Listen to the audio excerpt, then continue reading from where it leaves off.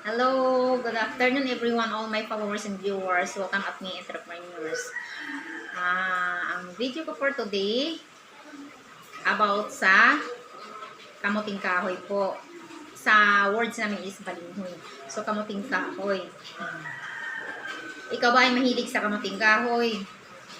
Ganito ang buhay probinsya guys. Pag may tinanim ka na ganito, hindi ka nagutom, buhay ka na. At saka, pwede ka kumita ng money based out sa pagtatanim nito, no? Ibenta mo siya pag marami. Or, lutuin mo siya, din ibenta mo siya kung anong sistema pagkaluto mo, no?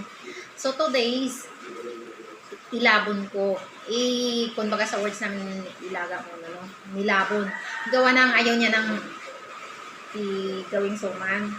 Gusto ni Aldez, nilabon para merienda. So, ang the best kong gawin, nilabon, lagyan ng konting sugar at saka coconut.